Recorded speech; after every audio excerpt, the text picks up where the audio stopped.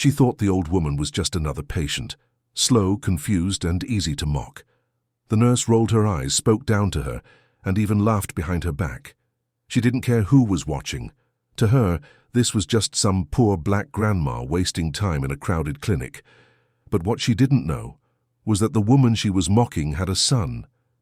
And that son was the director of the entire hospital. And he was about to walk through the door. It was 10:23 a.m. when Gloria May Thompson stepped into the lobby of Marshall County Medical Center, a small clinic tucked between a grocery store and a pharmacy in a quiet Virginia suburb. It wasn't fancy, but it was busy. Inside, the fluorescent lights buzzed softly. The air smelled faintly of disinfectant and coffee. A flat screen on the wall played muted daytime TV. Gloria stood at the front desk, holding her appointment slip, a small folder of documents and a leather purse she'd owned for nearly 20 years. Her outfit was modest, a faded blue dress, ironed flat, and white orthopedic shoes that squeaked slightly when she walked. Her face was lined with age, her hair silver and pinned up neatly, her tone soft and respectful. The nurse behind the counter didn't look up from her computer. "Name?" she asked, typing. "Gloria May Thompson," Gloria replied. "Appointment?" "Yes, ma'am, 10:30 with Dr. Patel." The nurse, her badge read Courtney, finally glanced at her, then back at the screen. "You're early. Have a seat." No smile, no greeting. Just a finger pointed at the row of plastic chairs lining the wall. Gloria gave a small nod and sat down quietly. Courtney returned to scrolling through her phone. Her coffee was half full. Her attention was gone. Her voice moments ago had been light and energetic, chatting with her co-worker about a weekend brunch. But the moment Gloria walked in, it shifted, subtle but clear. Her tone became clipped, her expression blank. She didn't even look Gloria in the eye. The waiting room was a mix of people, a young woman bouncing a toddler on her knee, an older man flipping through a hunting magazine, a teenage girl with earbuds in, staring at her phone. Gloria sat near the corner, back straight, purse on her lap. She began reading over her prescription list, quietly mouthing the names under her breath. From the front desk, Courtney leaned slightly toward her co-worker and whispered, "She's probably gonna take forever.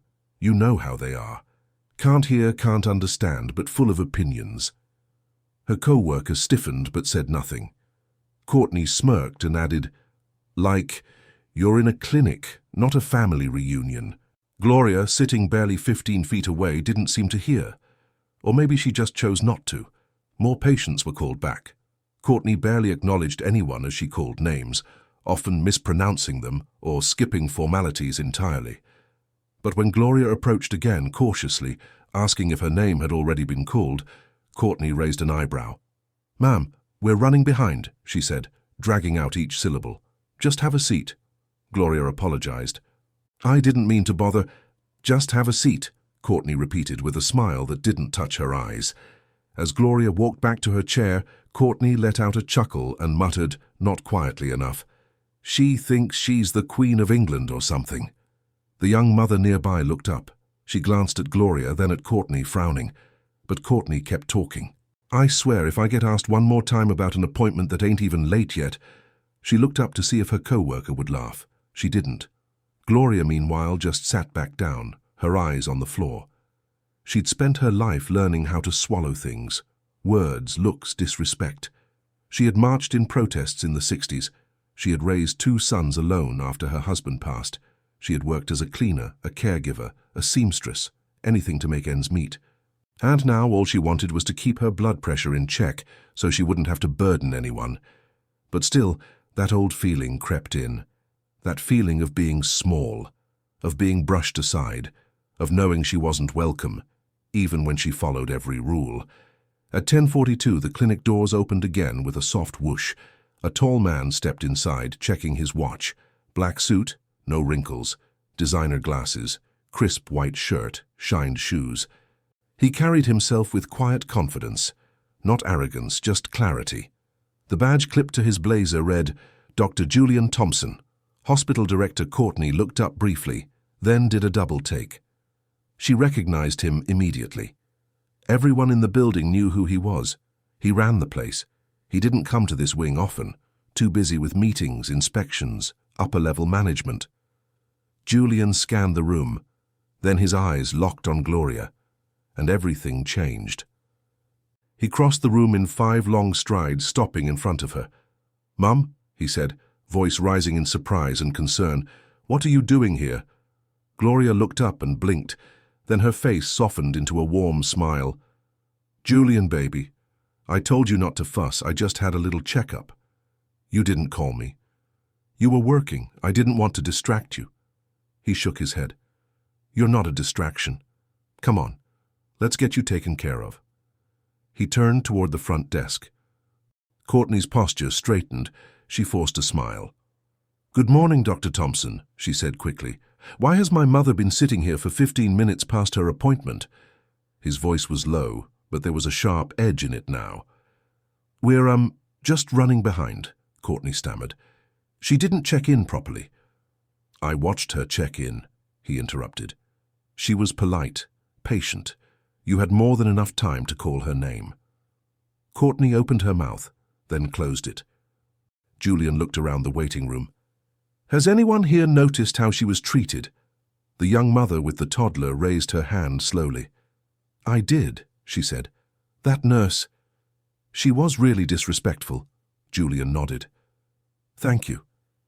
He looked back at Courtney, who was now visibly sweating, then to Gloria. "Come on, Mom.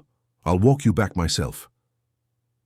The waiting room watched in stunned silence as he guided her gently through the door, hand on her shoulder. Behind them, Courtney sat back in her chair, color drained from her face, and one by one the other patients began whispering. "Don't forget to subscribe to the channel. You're going to want to hear what happens next. This story is just getting started." The hallway was quiet as Dr. Julian Thompson led his mother past the exam rooms. Nurses they passed straightened up, offering smiles and nervous greetings. Everyone knew who he was, the man behind every policy change, every staff hire, every performance review. But few knew the woman now walking beside him, purse still clutched in both hands, taking careful steps as if she were trying not to be a burden. He opened the door to a private room and helped her inside. "Sit here, Mom," he said gently. "I'll send someone in." "You don't have to stay," Gloria replied, settling slowly into the chair. "I know you're busy." "I'm not going anywhere," he said, crouching to eye level. "You're more important than any meeting." She smiled softly. "You're still my boy, even in that fancy suit." "I always will be." Outside the door, Julian's face shifted.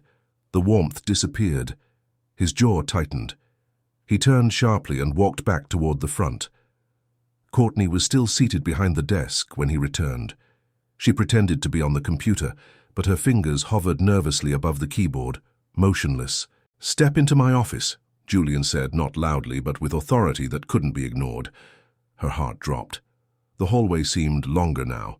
She followed him down past the nurse's station into a small glass-walled office near the end. As the door shut behind them, her breath caught. Julian stood, arms crossed. "Before you say anything," he began, "I need you to understand something. That woman raised me alone. She worked night shifts in this same hospital as a janitor. She put food on our table and shoes on my feet when she couldn't afford to buy herself a new coat. Every hour I spent in medical school, she earned it. Every door that opened for me, she cracked it first." Courtney swallowed hard. "I don't care if you were having a bad morning, I don't care if you're tired. You don't ever talk to a patient like that, ever. I didn't know that she was my mother," he snapped. "Would you have treated her differently if you had?" Courtney hesitated. He leaned forward slightly. "Because that's the real problem. You didn't see a mother. You didn't see a woman with a name or a story. You saw someone you thought didn't matter. And that's the attitude I will not tolerate in this building." Tears welled in her eyes, but he didn't let up. "Disrespect isn't just unprofessional. It's dangerous. It poisons this place. People come here scared, sick, alone.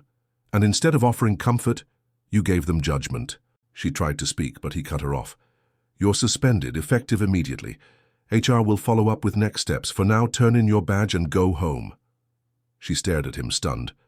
"Wait, you're firing me?" I'm holding you accountable and maybe giving you a chance to think about the kind of person you want to be." She stood, slowly, fumbled with her lanyard, placed her badge on the desk, and walked out without another word. Back in the exam room, Gloria was chatting with a nurse named Michelle, who'd worked at the clinic for nearly a decade. Michelle was warm, attentive, and knew exactly how to balance professionalism with compassion. "I remember you," Gloria said with a little laugh. "You helped me when I broke my wrist years ago." Michelle smiled. "And I remember you. You brought cookies to the whole floor the next week." "Of course I did. You all were angels." Julian returned as Michelle finished taking her vitals. "Blood pressure's a little high," she said gently, "but nothing we can't manage." "Thank you, Michelle," Julian said, patting her shoulder. She nodded and slipped out, giving them a moment alone. Julian sat down across from his mother. For a second, he just looked at her. "What?" Gloria asked, amused. "I don't know how you stayed so calm." "I've been through worse," she said with a wink.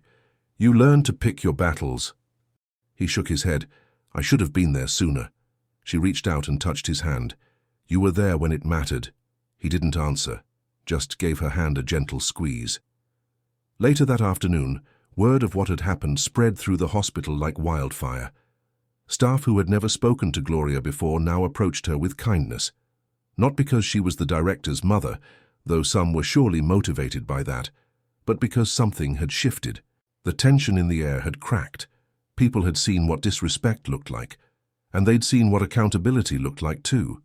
More importantly, they saw a truth many tried to ignore. How easy it is to overlook someone who doesn't look like they belong.